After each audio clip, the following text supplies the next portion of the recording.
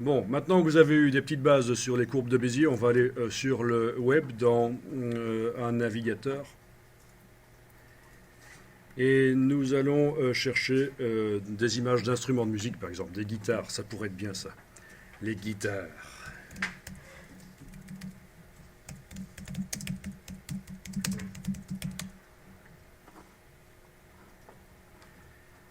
Voilà, donc nous cherchons une image de guitare euh, qui n'est pas sur un fond blanc. C'est trop facile.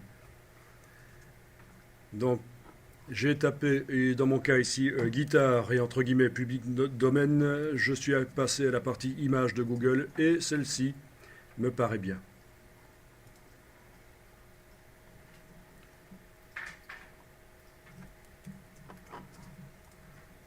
Voilà, je vais l'enregistrer dans le dossier d'aujourd'hui. Voilà, voilà. Tant que j'y suis, je vais peut-être aller en chercher une autre. Est-ce que vous avez trouvé la guitare en question là? Bon, maintenant on peut changer d'instrument aussi parce que Ça je ne fait OSP Garage 2, non? Ouais, Ouais, elle est chouette. ah, Le guitariste? non, non, moi je ne suis pas guitariste du tout. Ok, donc voyons un peu ça. Ukulélé, ça existe, hein? C'est des petites guitares. Est-ce qu'il y a des ukulélés sur fond Ah ben voilà. Il est sans doute pas vu en entier. Si, il est vu en entier. C'est un banjo ça. Ok.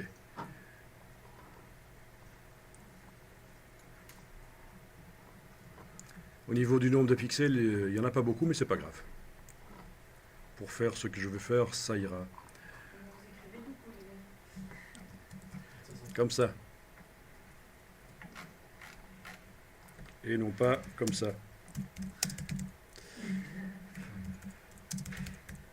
Mais ça se prononce de la même manière.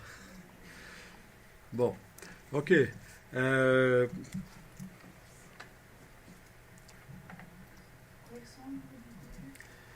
Alors, je ne vais pas vous faire le coup de vous demander de détourer une clarinette parce que là, ça va être difficile. Une contrebasse, ça pourrait être bien. Bon, déjà, vous en avez une image, c'est déjà bien. Et alors, ce sera l'occasion de voir comment mettre une image en modèle pour pouvoir tracer par-dessus. Bien. Donc, dans Illustrator, on va créer un nouveau document format A3 horizontal, c'est pas mal. Et nous allons importer l'image de la guitare. Bon, c'est vrai que si je voulais par la suite modifier sa couleur, je devrais en faire une version Photoshop, mais c'est pas très grave parce que on va dire dans un premier temps qu'elle va servir simplement de modèle en fait. Donc au final, l'image va disparaître et c'est une version très simplifiée qui va apparaître. On va créer une espèce de clip art.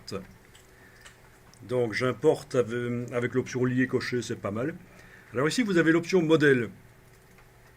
Si vous la cochez, vous allez directement obtenir ce qu'on veut, mais souvent on oublie de la cocher. Et donc là, je vais oublier de la cocher. Et je vais vous montrer comment, après, transformer cette image en modèle. Alors, au niveau de la dimension d'image, je prends l'outil de transformation, touche majuscule et Alt en prenant une poignée du coin. Je la ramène dans des dimensions qui sont acceptables sur mon A3. Je suis encore en train de voir, on fera peut-être bien un tracé pour faire un masque en fait. Et donc dans ce cas-là, il faudra à un certain moment remplacer l'image JPEG dans le document Illustrator par l'image Photoshop, mais ça c'est pas un problème. C'est l'occasion de voir si vous vous trompez, vous ne devrez pas tout recommencer depuis le début. On peut très bien aller faire une version Photoshop de l'image après l'avoir utilisée dans Illustrator et la remplacer dans Illustrator.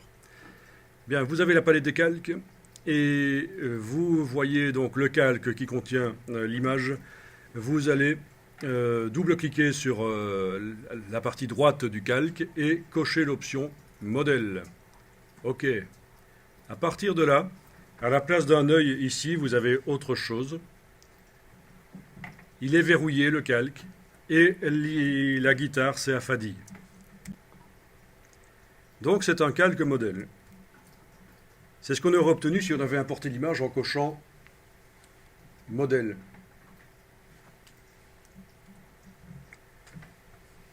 Illustrator vous aurait fait ce calque-là. Et en plus, il vous aurait créé un calque vide au-dessus pour que vous puissiez commencer à travailler directement. Chose que je vais faire ici maintenant, cliquer sur le bloc de feuilles pour créer un calque vide pour pouvoir travailler directement dessus. Puisqu'on ne peut plus travailler sur le calque modèle. Alors quand on double-clique sur le calque modèle, vous avez ici le degré d'estompage. 30%. Ben voilà, la guitare est encore plus claire. Donc ça dépend de la nature des images. Qu'est-ce que vous avez fait? Vous avez créé un... Bien, eh bien je vais dessiner un tracé sur cette guitare. Alors, si je commence à dessiner un tracé, voilà, avec la flèche blanche, ne le faites pas. Vous voyez qu'on est parasité par la couleur de fond du tracé et la couleur de contour. Alors, ce que vous pouvez faire, c'est demander un affichage par tracé, affichage tracé. Là, même si le tracé que vous êtes en train de faire a de la couleur de fond et de contour, vous ne le voyez pas. Par contre, ce qui est intéressant, c'est que l'image modèle, on continue à la voir. C'est pas bête. Hein. Si c'était une image tout à fait normale, on verrait des diagonales sans l'image. Mais là, comme l'illustrateur sait que c'est une image modèle, il se doute bien qu'on a envie de la continuer à la voir, même si on est en affichage par tracé.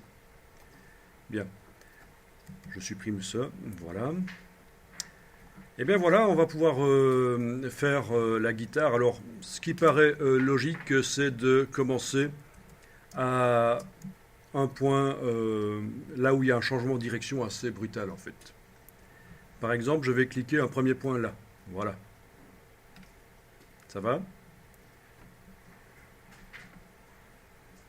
Puis, bon, ben on va le faire dans le sens inverse des aiguilles d'une montre, c'est pas plus mal. Ça marche aussi. Puis je vais positionner le deuxième point quelque part ici. Alors en fait, c'est une question d'habitude. Où faut-il le positionner? Certainement pas là. Ça ne me permettra pas de faire facilement la courbe. Donc, certainement pas là non plus, parce que c'est quasiment une droite entre les deux points, alors. Il faut le sentir. Au point le plus haut, je pense. Oui, c'est là à peu près. Là, il faut sentir le point d'inflexion. Alors, une erreur des débutants, c'est de faire ceci. En se disant, oh, ben, je mets beaucoup de points, donc forcément, ça doit être précis. Eh bien non, en fait. Si vous mettez trop de points, vous allez obtenir une forme grumeleuse. C'est foireux. Donc j'annule tout ça. Donc le deuxième point est là, je fais cliquer, glisser. Voilà. Ah oui, on avait dit petite courbe. C'est vrai. Petite tangente. Petite tangente, touche commande, et vous devriez avoir la flèche blanche qui arrive, si c'est la dernière qui a été utilisée. À partir de là, on n'interdit pas de repositionner même le point. Comment vous pouvez faire pour repositionner le point? Pour repositionner le point, c'est toujours la touche commande et on bouge le point. Le point, c'est la chose qui est carrée. Les poignées de tangente sont censées être rondes, mais comme c'est des pixels, bon, c'est un rond chalet, quoi.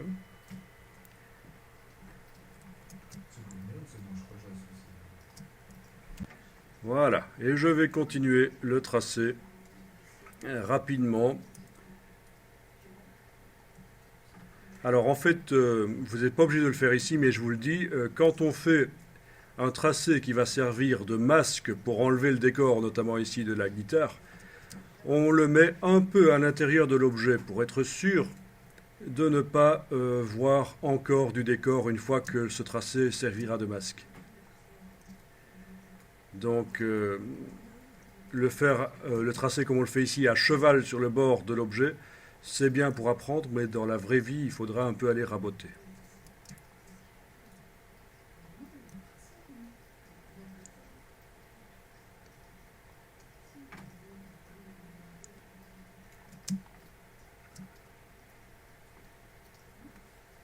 À un certain moment, voilà, j'ai le problème. Le tracé s'est interrompu, donc j'annule, commande Z, je clique sur le dernier point, c'est là que les débutants se plantent et qui cliquent sur la poignée de tangente, ça c'est pas un point, le point c'est le truc carré qui est là.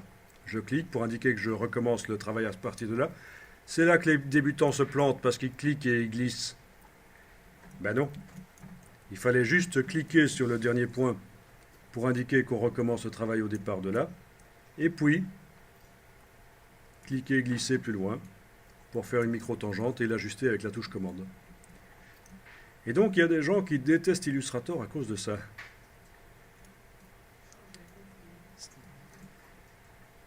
Donc il faut arriver à passer le cap.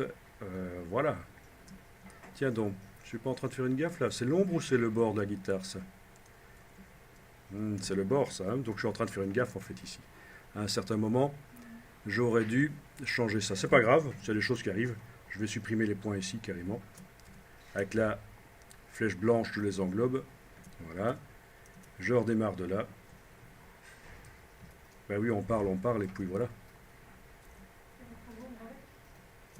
C'est l'ombre ça ou non? C'est l'épaisseur de la guitare ça. C'est l'épaisseur, c'est pas l'ombre en fait. Voilà. C'est ça.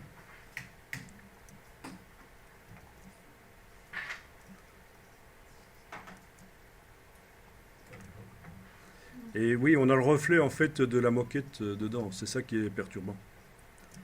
Ça, c'est le genre de choses qu'on peut supprimer dans Photoshop, évidemment. Ok. Et donc là, je vais avoir un changement de direction. C'est là que j'enfonce la touche Alt pour casser la tangente et la rediriger dans le sens où ça doit aller. Voilà. Donc ici, j'ai une longue ligne droite. Ben, je clique à l'autre bout du manche. Et puis, je vais m'occuper des petits brols ici. Je ne suis pas obligé de chaque fois de faire des points avec tangente. Hein. Quand j'ai des droites, évidemment, je clique simplement, sans générer de courbe. Hein. Ça va, vous résistez?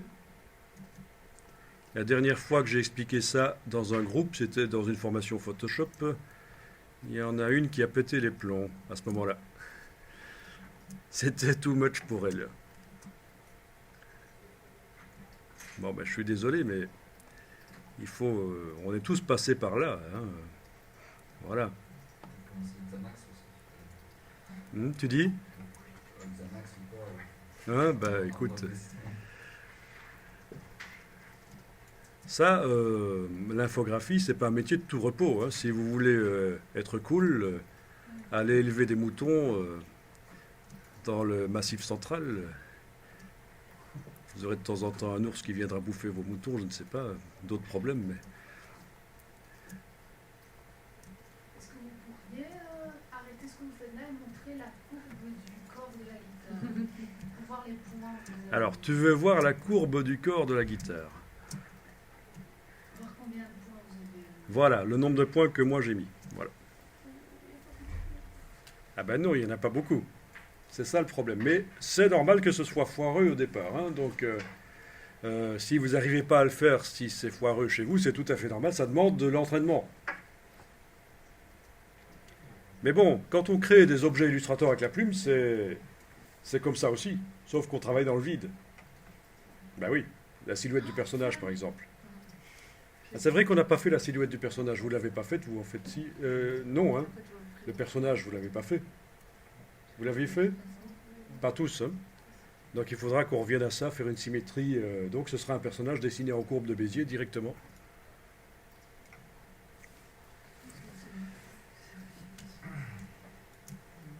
Bon.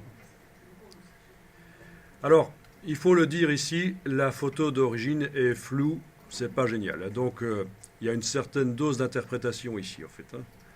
Donc ne vous inquiétez pas, c'est juste un exercice. De toute façon, au final, la guitare sera vue petite. Ben oui. Ok, bon, on va dire c'est bon comme ça. Comment on fait pour retirer les repères commentés? Alors, pour retirer les repères commentés qui vous ennuient bien, en effet, c'est menu affichage et on décoche repères commentés.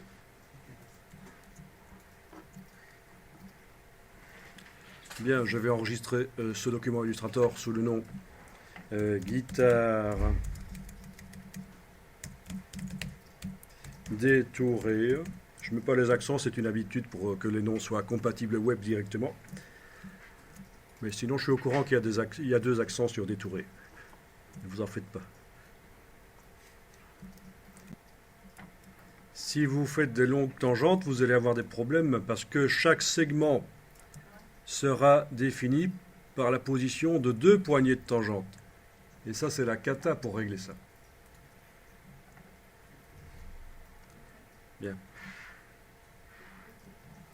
Alors, j'ai déjà vu une méthode qui consiste à faire ceci. Mettre des droites, en fait. Des droites. Je ne vous la conseille pas du tout. Si vous faites ça en entreprise, on va vous dire, mais qu'est-ce que c'est ce truc? Comme ça. Et puis, une fois que c'est fait, allez... Ici, j'y vais un peu plus rapidement que normal. Hein. Et puis, allez avec l'outil de conversion, ajouter des tangentes à chaque point. Bon, ça, c'est pas une bonne méthode, parce que la bonne méthode, c'est de faire le tracé avec directement la bonne forme pendant qu'on le crée. Si vous pouvez tester cette méthode-ci si vous voulez, mais vous allez avoir justement le problème que de chaque côté du point, vous avez une tangente avec deux moitiés de tangente qui ont la même longueur, et c'est la cata pour régler les choses.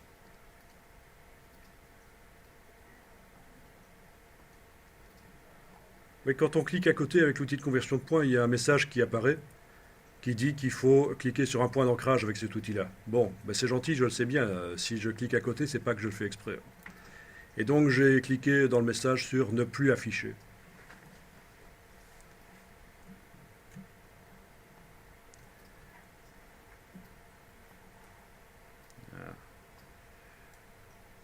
Il faut faire attention à ne pas faire de... Donc c'est la cata ce truc de créer des droites et puis d'amener des tangentes dessus après. Vraiment mauvais. Ne faites pas ça. En fait, je vais vous dire un truc. Il y a des formateurs qui trouvent que c'est tellement difficile d'expliquer les courbes de Bézier aux gens qu'ils leur expliquent cette méthode-là. Parce que ça, clic, clic, clic, clic, ça fait des droites, on transforme après, on met des tangentes. C'est à peu près bon, ok. C'est un truc de fainéant, ça, non?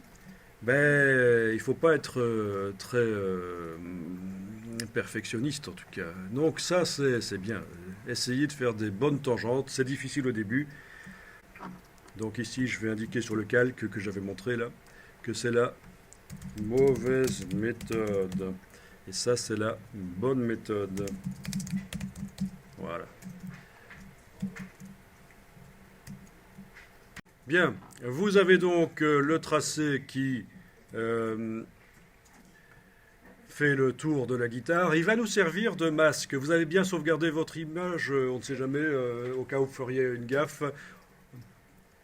Et donc, qu'est-ce qui va être masqué? Ben, finalement, c'est le calque d'en bas. Bon, c'est vrai qu'on pourrait aussi faire ceci, enlever l'œil en face du modèle, passer en affichage aperçu, et donner à la guitare une couleur de fond et une couleur de contour. Oui, d'ailleurs, ça peut être intéressant. On va peut-être faire des petits tests avant. Après, on l'utilisera comme masque, mais on avait parlé de clip art tout à l'heure. Donc, il est permis, évidemment, de faire ceci. Voilà. Faire passer dans la palette aspect le contour sous le fond, parce que sinon, ça modifie la silhouette de la guitare et c'est tout de suite foireux, parce que c'est un objet qu'on connaît. Donc là, dans la palette des calques, j'ai enlevé ceci en face du calque modèle. C'est l'espèce d'œil spécial pour modèle. Et j'ai sélectionné la guitare, je travaille dessus. J'ai mis une couleur de fond et de contour et je viens de modifier l'épaisseur du contour dans la palette contour. Et en plus, j'ai fait passer le contour sous le fond parce que sinon, ça débordait sur la guitare, ça modifiait l'aspect. Voilà.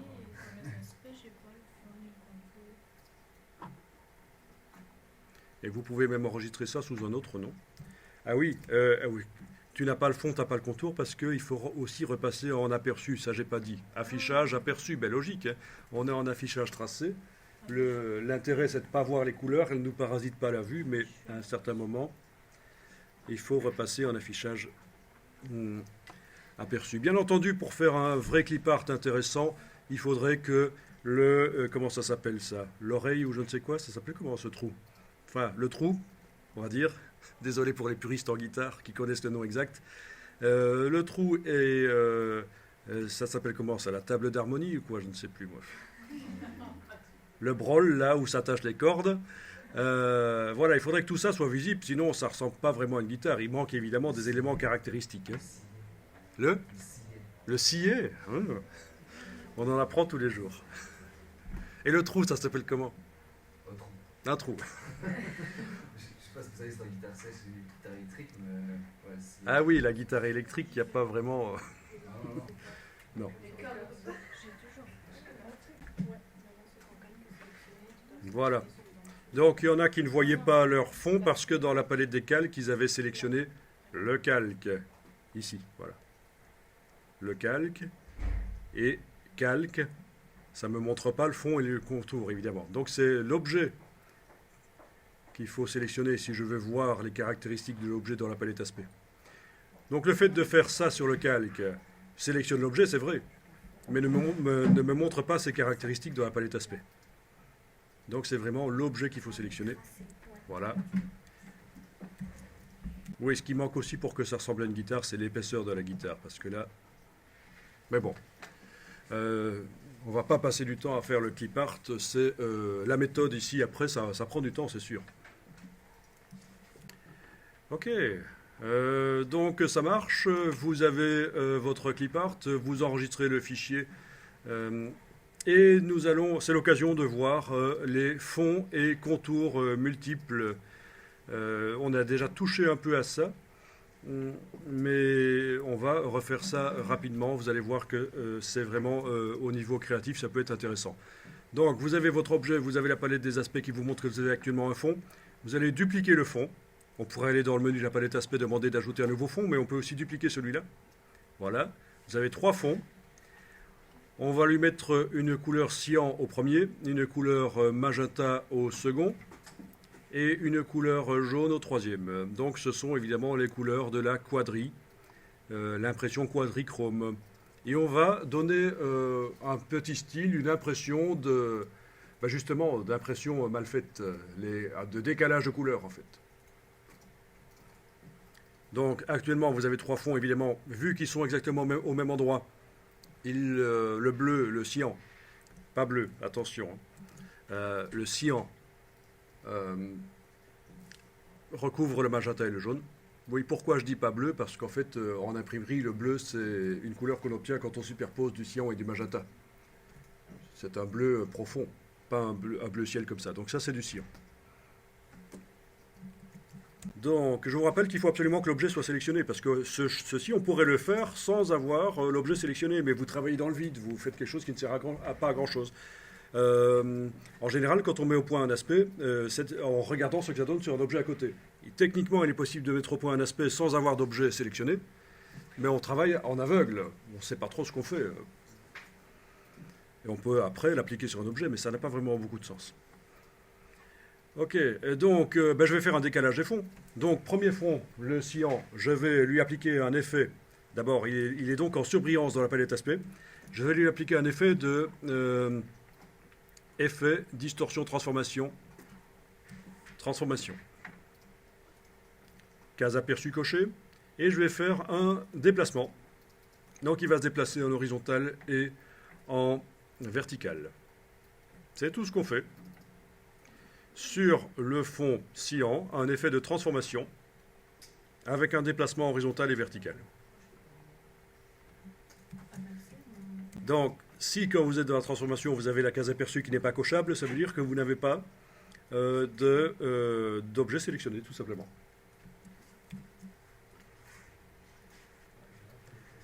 Bien, on va faire la même chose pour le fond magenta. Je clique sur le fond magenta ici. Je fais affichage, non, effet, distorsion, transformation, voilà. Case aperçue, et je décale le magenta, mais différemment du cyan. Voilà.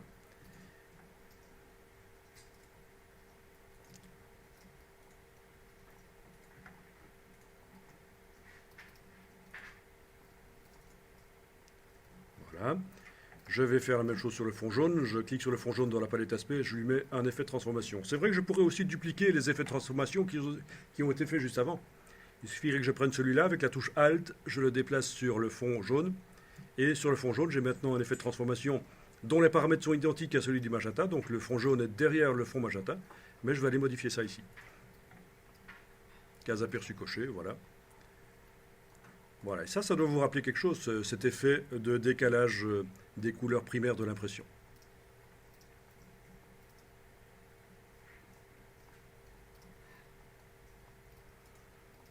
Ok? Donc ça, c'est juste un exemple. Grisé. Il y a quelque chose que j'ai peut-être pas fait, mais sélectionner le fond et je dois sélectionner quoi là? Alors, j'enregistre le document ici. Vous avez fait le contour, là, j'ai vu. Qu'est-ce que tu dis? Il est caché. Le contour, il est en dessous des fonds. On s'en occupe après. Ah, mais vos couleurs sont dessus, en fait. Si vous avez le contour qui revient par-dessus la guitare, c'est pas grave, ça revient au même pour ce qu'on veut faire ici. Si vous avez ça, c'est pas grave. Faites quand même un contour un peu moins épais, ce sera mieux. Voilà. Comme ça, par exemple. Bien. Alors, les encres d'imprimerie sont transparentes. Et donc, on va simuler cette transparence ici. Et c'est une transparence qui bouffe la lumière, en fait. Plus on met de l'encre sur le papier, plus on les superpose, plus on s'approche du noir. Donc, ceux qui simulent ça dans Illustrator, c'est le mode produit. Donc, vous allez ici pour chacun des fonds, cyan, magenta et jaune, vous allez les mettre en mode produit. Donc, c'est dans opacité ici et c'est produit. Voilà. Opacité, produit. Opacité, produit. Ça change pas. Et donc, les fonds se combinent. C'est pour ça qu'on voit apparaître des couleurs secondaires. Les couleurs secondaires de l'imprimerie. Du vert, du bleu et du vert, du bleu. Et qu'est-ce que nous avons d'autre? Voilà, là c'est la fatigue l'après-midi, la digestion. Ok. Vert, bleu, ça c'est cyan magenta, cyan jaune.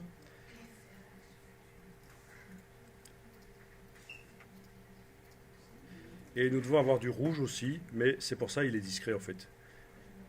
Là où il y a du magenta et du jaune qui se superposent, il devrait y avoir du jaune. Mais en fait, vu que le fond jaune est tout en dessous, on ne le voit pas. Je vais peut-être déplacer les fonds l'un par rapport à l'autre pour voir un peu si ça fonctionne. Non, dans ce cas-ci, ça n'a pas l'air génial.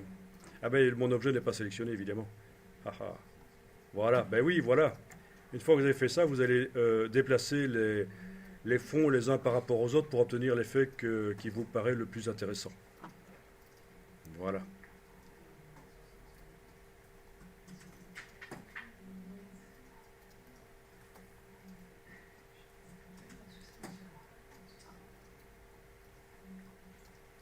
Bien.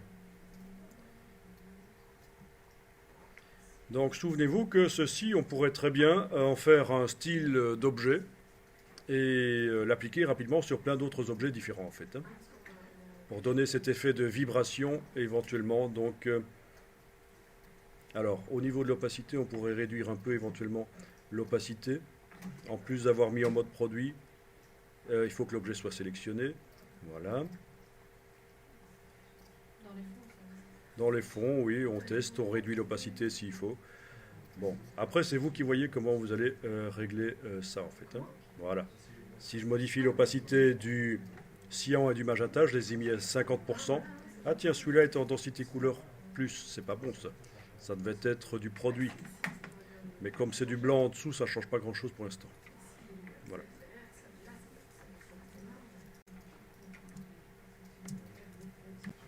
Donc, pour répondre à ta question, ceci en bas, c'est l'opacité générale de l'objet. OK ? Et donc, il est par défaut, c'est-à-dire que c'est du 100% en mode normal. Donc, il n'y a pas de problème. Mais vu que les fonds de l'objet, eux, sont avec de la transparence, normalement, si je fais ceci, si je crée des objets derrière, ça devrait se voir.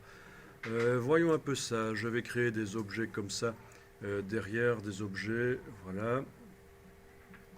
Rapidement. D'abord, je les crée par-dessus, c'est vrai, mais après, je vais les mettre en dessous. Ok. Ok. palette des calques, je vais les déplacer tous les 3 en dessous, peut-être sur un calque en dessous d'ailleurs. Créer un nouveau calque.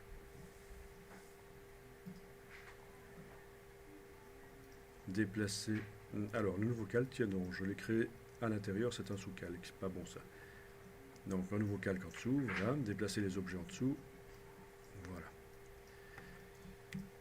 Donc, ces objets n'ont pas d'opacité particulière, eux. Si je les clique un à un, ils sont tout à fait normaux, en fait, au niveau du fond.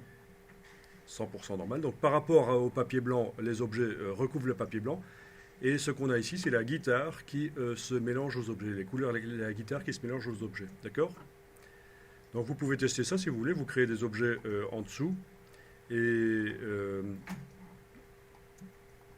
vous allez pouvoir faire une petite composition rapide. Ça peut être sympa. Voilà. Avec des objets comme ça. Voilà.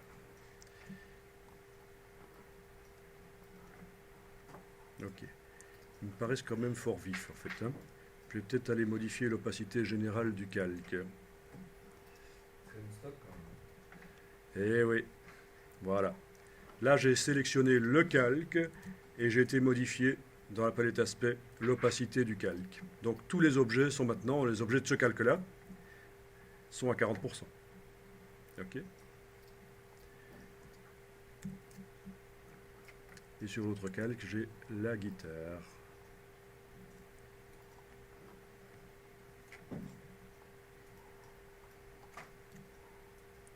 Voilà, bon, au niveau visuel, c'est peut-être pas génial ici, mais vous allez après vous concentrer pendant quelques dizaines de minutes quand vous serez chez vous pour faire des choses plus sympas, en fait. Hein. Bien, alors... Donc, je répète, le calque qui contient mes rectangles, parce que je les ai mis sur un calque pour séparer les différentes parties de l'illustration. J'aurais très bien pu les mettre dans le même calque qui s'appelle Bonne Méthode, mais j'ai préféré les mettre sur un calque. Alors, ces rectangles, pour arriver à leur donner le même degré de transparence, j'ai fait ça sur le calque, en fait. C'est le calque qui a le degré de transparence. Alors, comment est-ce qu'on fait ça? Eh bien, il faut... sélectionner le calque qui contient les objets avec la petite cible ici. Et dans la palette aspect, on a l'aspect du calque et on va changer ici l'opacité. D'accord? Si je la remets à 100%, mes objets, tout le contenu du calque 4 ici sera à 100%.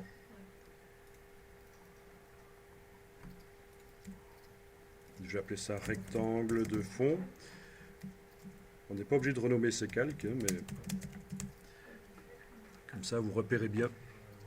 Donc ici, j'ai été mettre 40% et voilà.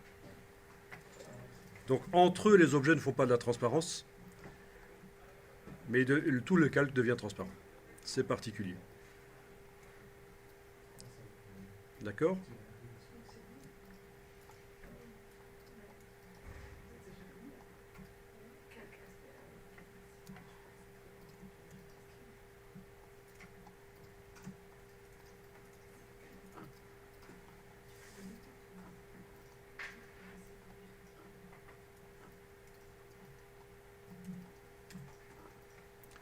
Bon.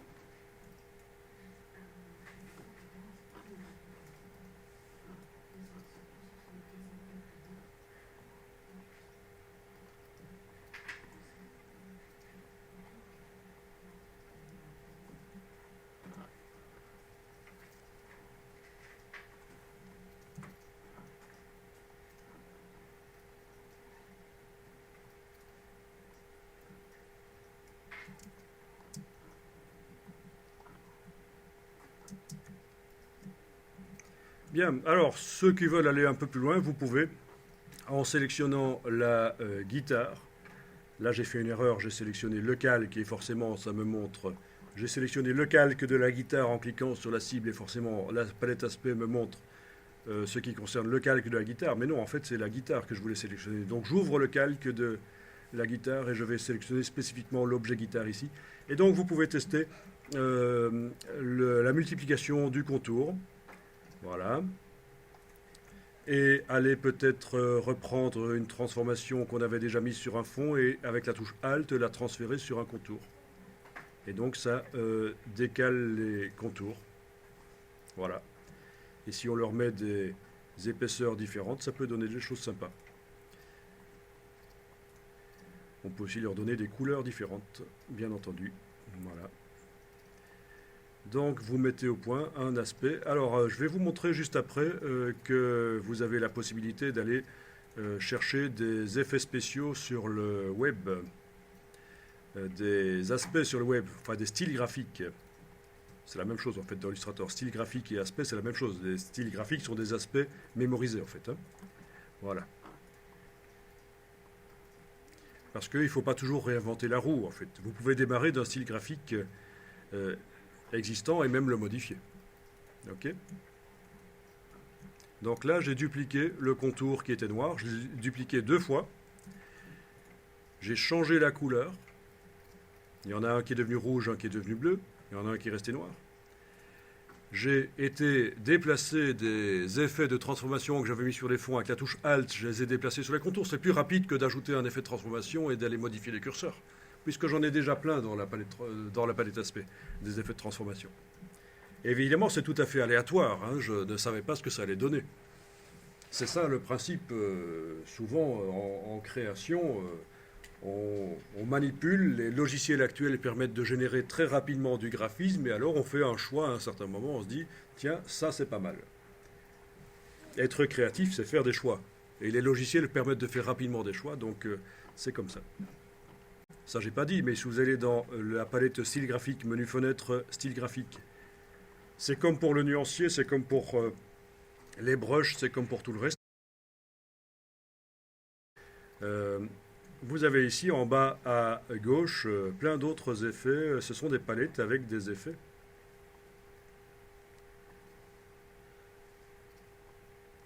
Voilà. Bon, j'ai quand même intérêt, le style que j'ai mis au point longuement ici, j'ai quand même intérêt à le stocker dans ma palette style graphique en déplaçant ceci dedans, voilà, pour le réappliquer au cas où. Et donc je peux tester sur la guitare d'autres styles graphiques, voilà. D'accord? Est-ce que vous avez vu dans le bas de la palette style graphique, menu fenêtre style graphique, que vous avez des palettes de style graphique non modifiables, mais dès qu'on clique sur une, le style graphique est envoyé dans la palette des styles graphiques. Alors il y a aussi possibilité de les combiner, mais ça devient un peu plus compliqué. Et ça ne marche que si les styles graphiques ont des effets de mélange. Parce que s'ils sont recouvrants, combiner des styles graphiques recouvrants, ben c'est celui du dessus qui sera visible toujours.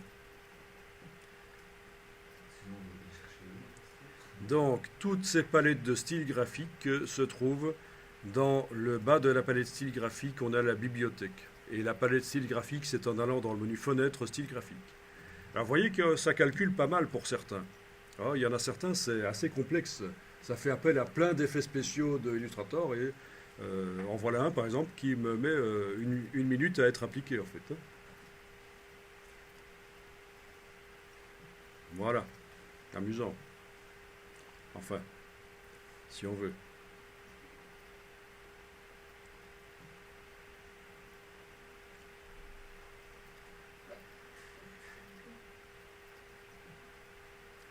Il vaut mieux avoir sauvegardé avant de tester tout ça parce que il y en a certains qui risquent de faire planter. Oh, comme c'est joli ça. On se croirait dans une église. Bon. Alors, oui, justement, pour les modifier. Une fois que vous avez appliqué un style graphique qui vient d'ailleurs, de Illustrator, les bibliothèques qui sont livrées avec, ou du web, vous allez regarder la palette aspect, et là vous voyez comment c'est créé. Il y a ici un aspect vitrail, oui c'est ce qui fait cet effet de vitrail. Demi-teinte couleur, où ils ont mélangé les deux effets spéciaux. Alors si on change la couleur ici, à la place du bleu je mets du rouge. Est-ce que ça va changer? Ça calcule? Oui ça calcule. Voilà. Ok. C'est pas génial, c'était mieux en bleu.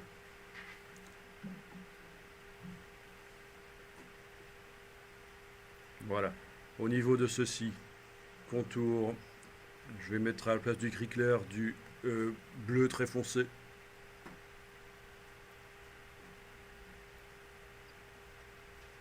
Eh bien, qu'est-ce qu'il m'a fait? Ah, c'était le contour de l'objet, en fait, tout simplement. Le fond ici, est-ce que ça change quelque chose si on met autre chose? Donc, il faut tester, en fait. Donc, au départ d'un style graphique, vous pouvez modifier dans la palette aspect et réenregistrer le style graphique si vous voulez.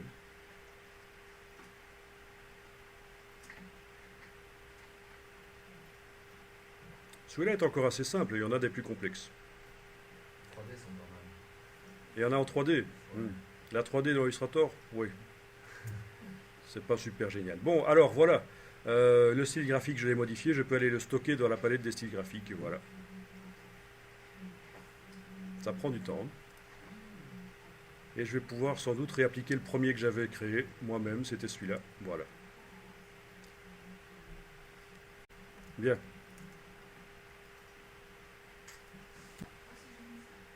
Faire une petite variante du style graphique que j'avais créé.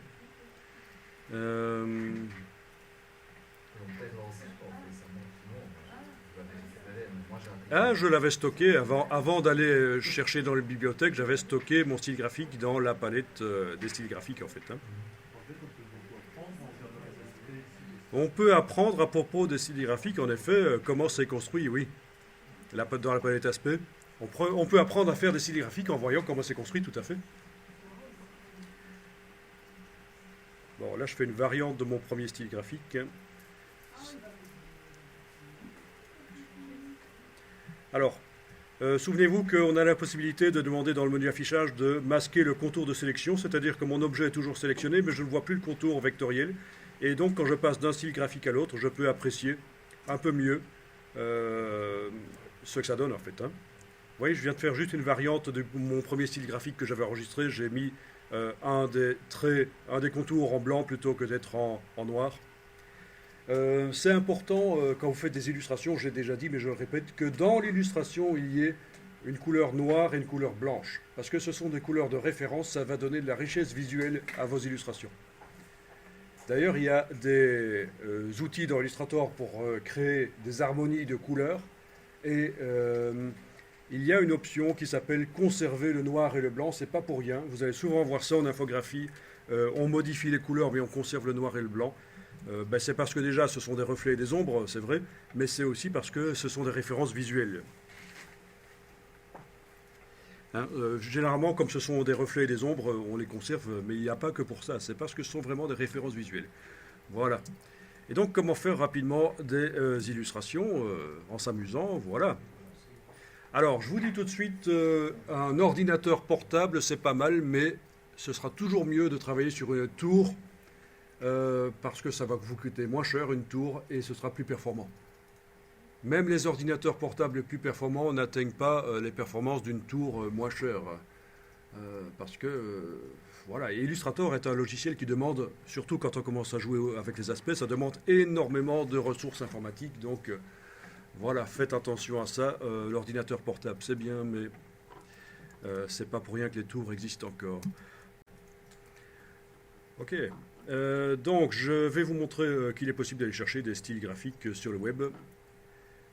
Il suffit dans Google de taper Illustrator Style, Download, oui.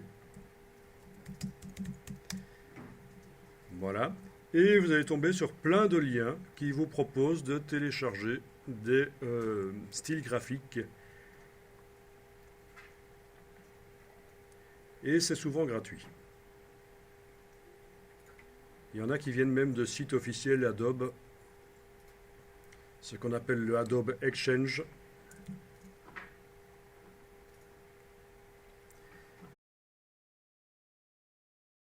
Vous voyez qu'on en a plein. Ah ben voilà, Style Diamond, ça peut être bien ça.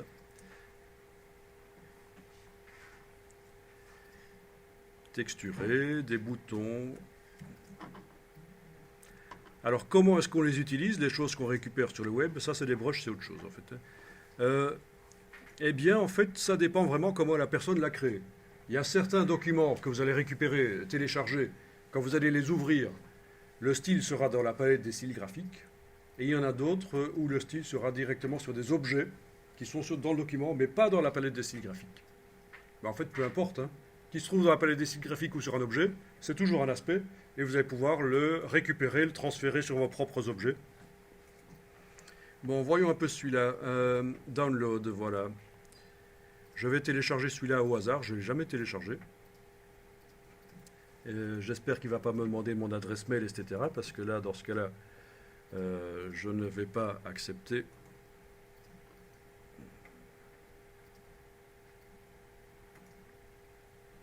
Bon. Alors, est-ce que ça télécharge? Voyons un peu le téléchargement ici. Non, apparemment, ça ne télécharge pas celui-là. Si, ah, voilà. Ok. Il a fallu le temps. Voilà, donc il télécharge, c'est un fichier zip minuscule, moins d'1 méga. Je vais aller voir dans mon dossier de téléchargement. Voilà, le voilà. Je vais aller transférer ça dans mon dossier d'aujourd'hui. Je vous montre, hein. Après, vous testerez. Donc, mon dossier d'aujourd'hui, le 20 mars 2014, voilà. Je vais aller double-cliquer sur le fichier zip. Ça me crée un dossier dans lequel j'ai un fichier Illustrator et un petit texte qui explique comment l'utiliser. Blablabla. Ok, normalement, ça devrait aller. Donc, j'ouvre le document Illustrator. Voilà. On me dit qu'il utilise des polices qui ne sont pas installées sur mon système. C'est pas grave, parce que ce n'est pas les polices qui m'intéressent dans le document. Alors, voyons un peu comment c'est réglé ça. Comment ils ont fait ça. Donc, palette des styles graphiques, première chose à aller voir. Est-ce qu'il y a les styles graphiques? Oui, ils sont dedans en fait. Exactement, c'est bien. Ensuite, nous avons les objets. Donc là, on a les deux. On a les objets qui utilisent les styles graphiques sur le plan de travail. Et en plus, on a les styles dans la palette des styles graphiques. Si je veux utiliser ça sur ma guitare, qui se trouve dans l'autre document ici, je vais sélectionner un objet. Oui, dès que je sélectionne l'objet, la palette style graphique me montre, m'encadre le style graphique qui est utilisé par cet objet, vous voyez? Ok. Tiens.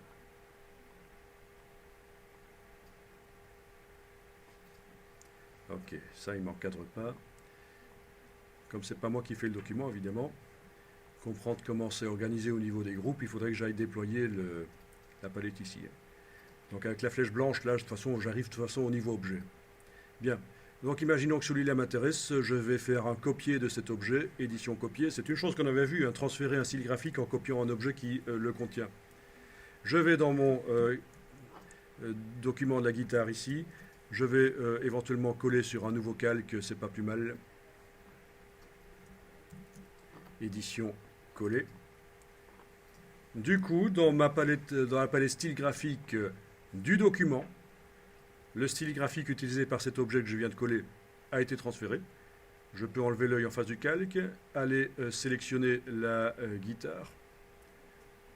C'est sur ce calque-là, voilà, la guitare ici, voilà. Et lui appliquer le style graphique. Ah oui, j'avais demandé de masquer le contour de sélection. Menu affichage, afficher le contour de sélection, voilà. C'était pour mieux voir ce que j'appliquais, mais voilà. Ok. Alors, pas sûr que ça donnera le même résultat parce que l'objet était minuscule par rapport à ma guitare, donc forcément, ça change. Mais bon, on a quand même l'effet un peu qu'on avait dans l'autre ici, en fait. Mais quand même pas. Il manque quelque chose. Je vais voir ce qui se passe si je réduis la guitare. Mais pour faire ça, je vais faire une version, un duplicata du calque. Je vais quand même garder ma guitare grande. Voilà. Ok, ça ressemble plus à ce qu'on avait de l'autre côté. Donc, le style graphique était prévu pour un objet qui était beaucoup plus petit que ma guitare. Vous avez vu quand je l'ai collé. Il est d'ailleurs toujours là, si je l'affiche. Voilà, il est là à côté. Donc, logique, hein, si je l'applique sur un objet beaucoup plus petit ou beaucoup plus grand, je n'obtiendrai pas le même résultat. Bon. Donc, à partir de là, si je veux utiliser cette guitare telle qu'elle dans un document Illustrator, je fais la méthode qu'on a appliquée hier pour les feuilles d'arbre. J'enregistre le document avec juste la guitare comme ça dedans et je le réimporte en tant qu'image dans un autre document dans lequel je veux l'utiliser pour illustrer. Ou alors, je peux essayer aussi avec dans les préférences générales l'option mise à échelle des contours et des effets, je peux tester et voir si en agrandissant, ça va multiplier dans la palette aspect, ça va augmenter les valeurs de fond et de contour et tout ça qui sont indiquées ici en fait. Il y a des valeurs de décalage, voilà par exemple, décalage, voilà, 3,52. Ok. Ça, normalement, si avec l'option mise à échelle des contours et des effets, je modifie ça, eh bien, ça va modifier les valeurs là. Si j'agrandis, ça va modifier la valeur. Alors essayons ça.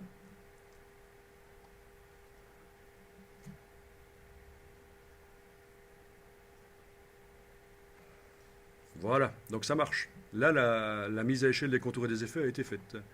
Si je vais revoir les valeurs de décalage que j'avais tout à l'heure, c'était 3, maintenant c'est 20. Là, c'était 4, maintenant c'est 24. On est d'accord? Donc dans ce cas-là, la mise à échelle des effets a bien fonctionné. Et je peux, dans la palette aspect, déplacer ceci, voilà, dedans, voilà.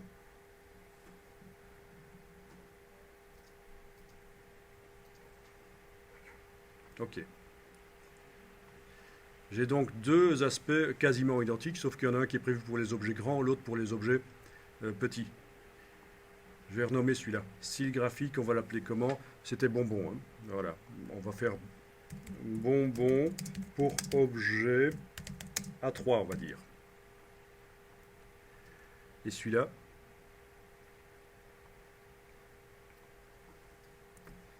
Bonbon pour objet. Bon, c'était sans doute de la 6, voire même de la 7. Hein. Voilà. Ok. Bien sûr, je ne vois pas les noms, sauf quand je passe au-dessus avec l'infobule, mais je peux demander ici, dans la palette style graphique, un affichage par liste de vignettes. Et donc voilà. Si j'ai un grand objet, j'appliquerai le style graphique bonbon pour objet A3.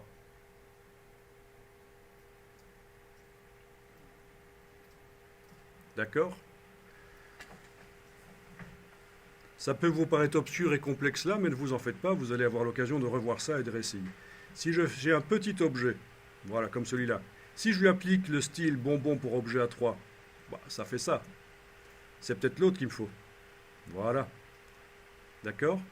Bonbon pour objet A3, c'est ça. Foireux. Tout part en vrille, disons. Et bonbon pour objet A7, ça c'est le style graphique original. Voilà. Donc ça vous explique au passage pourquoi parfois on récupère un style graphique sur le web et ça ne donne pas ce qu'on voudrait. C'est parce qu'on l'applique sur un objet qui n'a pas la même dimension que l'objet pour lequel il a été prévu au départ. Donc à propos de la mise à échelle des contours et des effets, je vous fais rapidement ici un nouveau document et ça va être expliqué très rapidement. Je vais vous faire une étoile ici sur laquelle je vais mettre un contour. Voilà, un contour avec une certaine épaisseur, menu fenêtre, contour, voilà, ok, un petit dégradé au milieu éventuellement, voilà, bien. Alors, si je veux les multiplier, touche Alt, je les déplace, voilà, et je vais évidemment amener de la variété là-dedans. Bon, vu que la mise à échelle des effets est enclenchée dans les préférences générales, quand je réduis un objet, le contour se réduit. On est d'accord? Quand j'agrandis, le contour s'agrandit. Bon, mais ça donne l'impression que les étoiles sont plus ou moins éloignées, en fait. On est d'accord? C'est pas toujours ce qu'on veut. Donc là, je vais en arrière et je vais aller décocher la mise à échelle des contours et des effets dans les préférences générales. Si je veux donner l'impression que les étoiles ont différentes dimensions, il va falloir que je fasse comme ça en fait. Différentes dimensions, donc il va falloir que les contours restent constants en fait. Voilà. Donc ça, ce ne sont pas des étoiles qui sont à différentes distances, ce sont des étoiles qui sont avec différentes dimensions. Donc, moralité de l'histoire, il n'y a pas un choix qui est mieux que l'autre en fait. Est-ce qu'il faut enclencher ou pas la mise à échelle des contours et des effets? Ça dépend de ce qu'on veut faire. Voilà.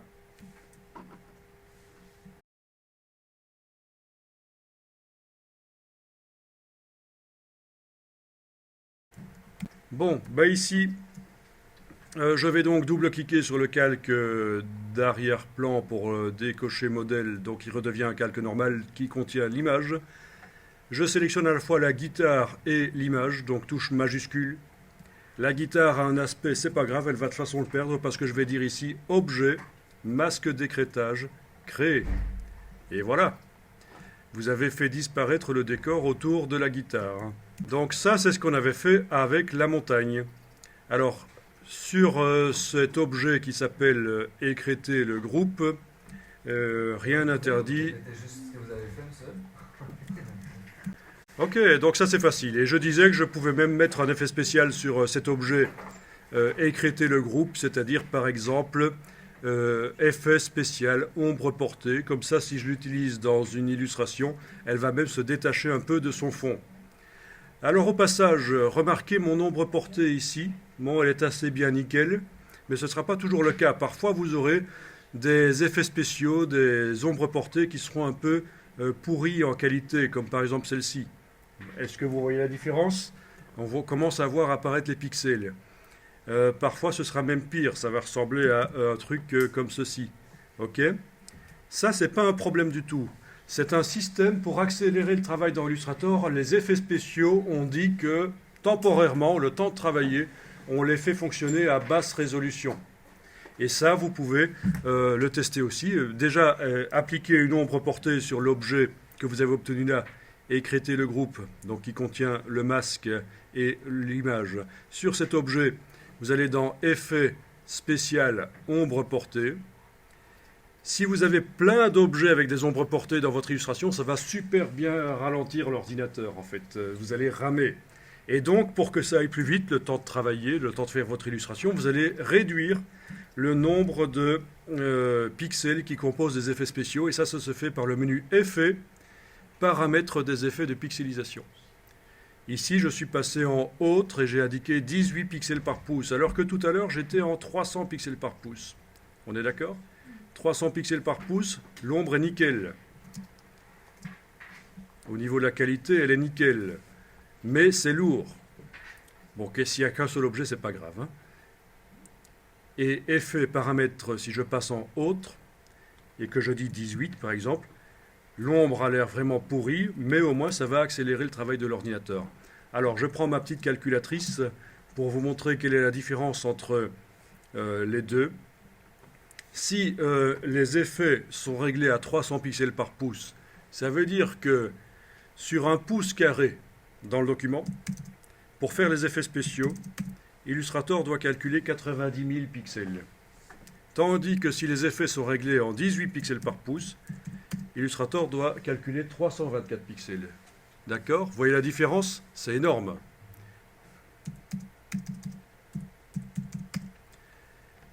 À 300 pixels par pouce, les effets spéciaux demandent presque 280 fois plus de ressources en informatique. Voilà, donc c'est super important ce qu'il y a d'être vu ici. Vous pouvez faire passer les effets et à la fin, quand vous allez générer le PDF, vous allez les remettre à 300 pixels par pouce pour avoir la super qualité maximum. OK? Bon, alors je vais sur un navigateur web, je vais taper entre guillemets public domaine et je vais taper vase. C'est un mot français mais également en anglais, donc ça va me ramener quand même pas mal de vases dans la partie image. Et j'avais repéré un vase à anses. Ah oui, non, j'avais même précisé que je voulais un vase avec des anses. Pas des anses, des poignées. C'est des anses qu'on dit. Voilà. Handle vase. Voilà. Superbe. Il y a des vases à anses. Alors vous prenez un vase qui est une photographie et qui a un fond photo. En fait, il n'a pas été déjà extrait de son fond. Et donc, on va faire ce boulot dans Illustrator. Alors, si vous vous posez la question, tiens, celui-là qui est transparent, est-ce qu'on peut le rendre transparent partiellement? Oui, par Photoshop, ce sera possible. Vous voulez qu'on essaye après? Ça vous branche? Non. On fera ça une formation Photoshop. Donc vous prenez un vase à anse, peut-être même deux.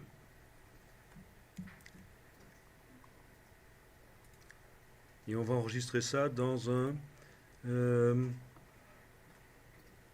dossier qui va porter la date d'aujourd'hui. Je suis un peu perturbé par cette chose, en fait. Je dois dire, j'ai déjà vu des choses laides, mais ça dépasse tout. Mais bon.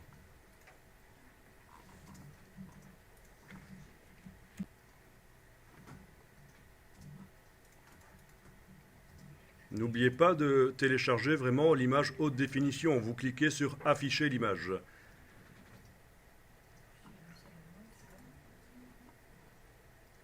Et je vais créer sur le bureau un dossier avec la date d'aujourd'hui, le 21 mars 2014.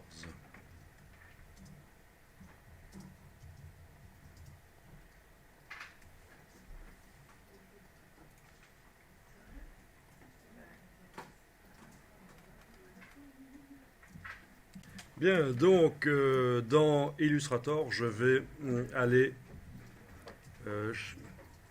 importer ces images. Jusqu'à présent, on n'a pas vu à cette formation-ci, et on n'aura pas le temps de le voir, comment faire en sorte que quand j'amène les images dans Illustrator, elles aient toutes la même dimension. En fait, il faut faire un script dans Photoshop pour les redimensionner. Non, c'est un script qui se crée, enfin c'est du JavaScript derrière, mais c'est un script dans Photoshop qui se crée tout simplement en appuyant sur un bouton qui enregistre tout ce qu'on va faire. On arrête l'enregistrement à un certain moment et on peut le réappliquer sur plein d'autres choses. Et donc notamment c'est un script qui peut convertir les images JPEG en PSD et redimensionner en centimètres l'image pour qu'elle garde toute sa qualité au niveau du nombre de pixels, mais que quand je l'amène dans Illustrator, elle ait une certaine dimension en centimètres. Donc c'est pas difficile du tout à faire. Si on a le temps, peut-être à la fin, je vous montre rapidement, mais voilà. Donc je vais faire un document A3 horizontal dans Illustrator et je vais aller chercher les images. Ah oui, au fait, voyons un peu ça. Est-ce qu'il est possible de les prendre toutes les trois d'un coup? Non. Si vous essayez clic, majuscule clic dans la boîte importée, ça ne marche pas. Par contre, il va sans doute être possible de faire du cliquer glisser d'un logiciel à l'autre. Le drag and drop, en fait. En anglais, ça s'appelle drag and drop. Il y a des gens qui travaillent énormément avec le drag and drop entre les logiciels. Plutôt que de faire fichier importé, ils font du drag and drop. À ne pas confondre avec le copier-coller, parce que là, ça fait des choses différentes. Si je fais du copier-coller d'un logiciel à l'autre, ça va créer dans Illustrator des images incorporées. Et ici, j'ai envie que ce soit des images liées. Et donc, je vais faire du déplacement de fichiers. Donc je vais aller voir dans le dossier le 21 mars que j'ai créé là tout à l'heure et je vais voir ce qui se passe si je déplace les trois images ici d'un coup. Je sais que dans InDesign ça marche, mais Illustrator, il faut que je vérifie. Ok, ça marche. Donc si vous déplacez plusieurs images d'un coup du dossier vers le document Illustrator, elles arrivent toutes dans le document Illustrator. Et ce sont des fichiers liés. Au niveau des dimensions, elles sont vraiment toutes différentes. Mais ça ne veut pas dire que la plus petite est la plus mauvaise en fait. On pourrait très bien avoir la plus petite qui est de meilleure qualité au niveau nombre de pixels que la plus grande. Souvenez-vous qu'on travaille dans un document A3, donc la mesure du document c'est la mesure métrique, c'est le centimètre, ce ne sont pas les pixels. Et donc les images qu'on va chercher sur le web, dans le fichier il est indiqué le nombre de centimètres en fait. C'est un peu compliqué, ce sont des choses qu'il faut maîtriser. Les notions de résolution, définition d'image, dimension d'image. Ah oui, au fait, je vais vous montrer un petit site sur YouTube, une petite chaîne sur YouTube, une chaîne qui est faite par des Québécois et qui est vraiment super intéressante pour les débutants en infographie en fait. Alors, oui, vous avez reconnu, c'est Bibi ça. Hein? Ok. Alors, Illico TV. Bien, alors si vous tapez ça dans le navigateur web, ne fût-ce que cette partie ici, hein, www.youtube.com il n'y a même pas besoin de taper tout ça, /IDICO-TV, voilà. Vous allez arriver sur la chaîne qui contient plein de petites vidéos sur les bases de l'infographie, notamment des notions de mémoire vive, mémoire virtuelle, de profondeur de l'image, distinguer la dimension, la taille, la définition et la résolution en fait. Donc c'est vraiment le B à bas. Et en fait, il y a pas mal d'infographistes qui ont des problèmes parce qu'ils ne maîtrisent pas, ils ne comprennent pas le B à bas, les théories basiques en fait à propos des images numériques et vectorielles. Donc voilà ce qu'il faudra taper dans YouTube si vous voulez. Allez voir cette chaîne IDICO TV. C'est assez simple à retenir en fait.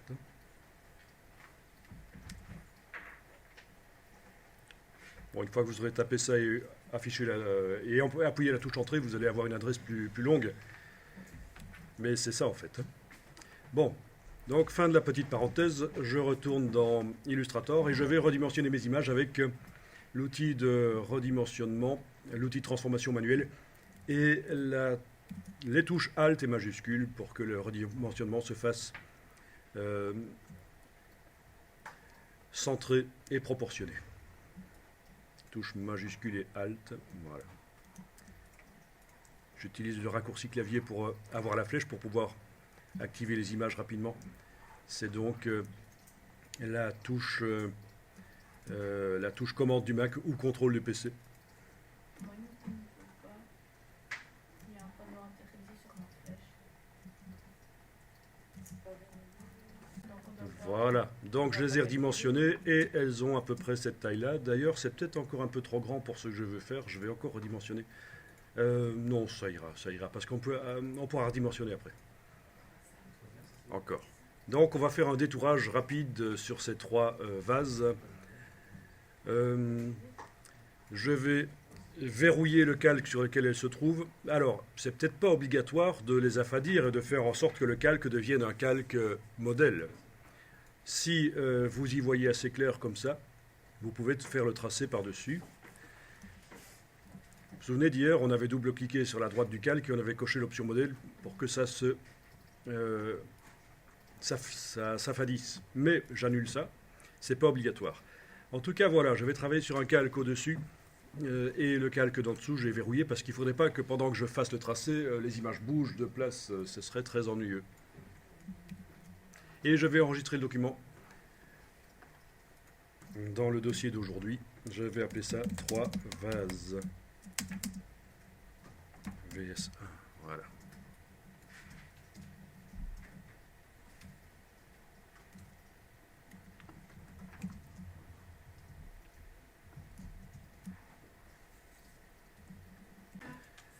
Donc voilà, sur le calque ici, je vais créer donc des tracés.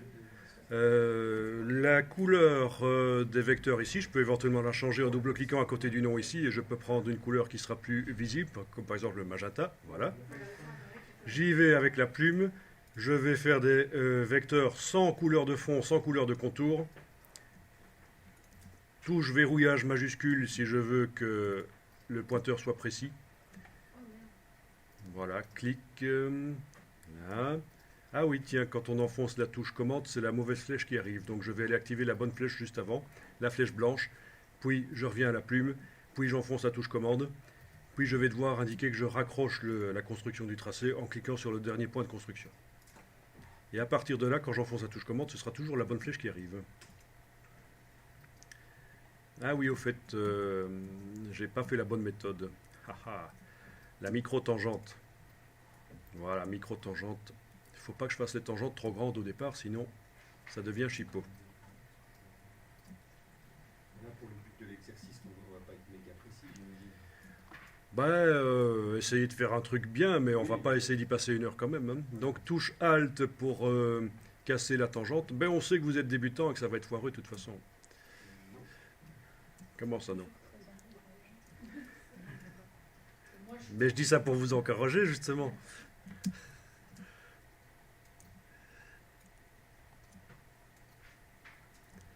Tant que vous avez une forme extérieure pour le vase et des formes pour les trous, c'est bon. Mais c'est super important d'arriver à maîtriser les courbes de Bézier parce que c'est quand même un langage informatique graphique en fait. Si ça vous ennuie de les faire, il y a des gens qui les font pour vous. Il suffit de les contacter par Internet.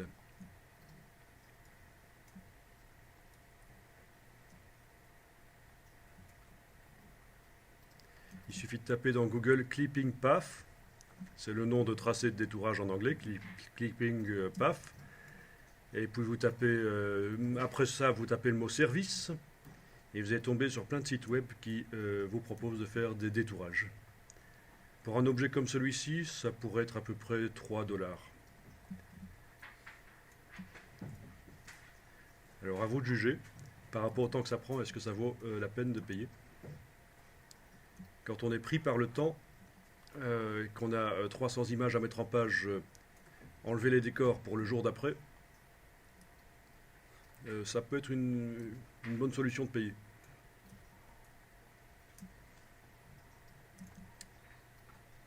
Mais il y a des gens qui font ça avec du stylet, hein.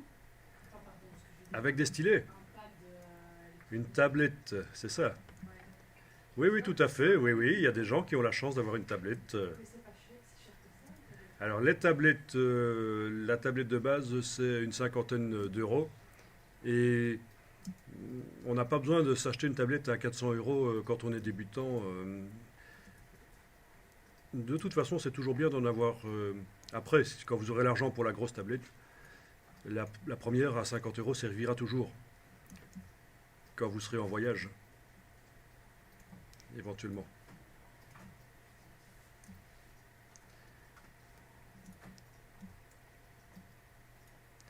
Bon, normalement, à choisir, il vaut mieux mettre le tracé un peu à l'intérieur du vase qu'à l'extérieur. Je vous l'avais dit, pour éviter de voir apparaître du décor quand on va s'en servir comme tracé de détourage, donc comme masque en fait. Tiens, il y a un petit trou ici aussi. Ça, c'est le genre de choses... voilà. C'est pas très grave. Ok, donc 4 tracés sans couleur dans le calque là. Enregistrer sous. N'oubliez pas d'enregistrer régulièrement, il ne faudrait pas tout perdre.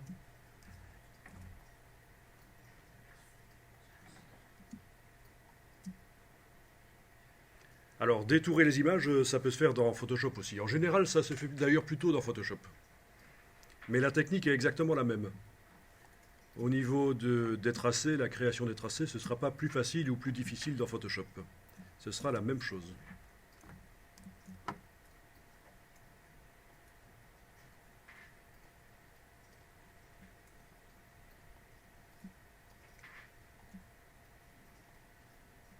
Donc vous vous souvenez de la touche Alt pour casser la tangente pour redémarrer dans l'autre sens, n'est-ce pas? Alors là, le tracé que je fais est quand même assez imprécis. Pour faire du graphisme, c'est acceptable, mais ce serait un travail pour un musée, ce ne serait pas acceptable, évidemment. On ne peut pas raboter quand même trop des objets.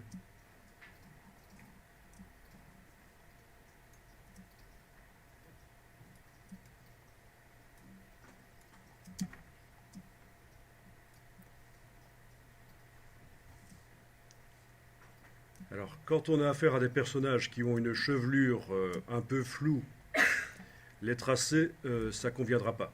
Enfin, ça pourra convenir pour la plus grosse partie du personnage, les vêtements, à condition que les vêtements soient nets, mais en général c'est le cas. Vous voyez, la transition, il n'y a pas de flou dans les vêtements, sauf si la personne porte des plumes d'autruche, ce qui est relativement rare de nos jours. Mais donc voilà, dans le cas de personnes... on pourra faire le détourage de la personne au tracé, mais pour la partie, la tête, les cheveux, ou les plumes d'autruche, on prendra une autre technique. Alors dans Illustrator, on jouera avec des masques d'opacité, qui est une technique qui est vue à la formation Illustrator avancée en fait. Et dans Photoshop, on jouera avec des masques de fusion. Donc, sur le même calque qui contient le personnage, dans Photoshop, on peut avoir à la fois des vecteurs qui font le tour du personnage super net, là où il a ses vêtements, et un masque de fusion pour la chevelure.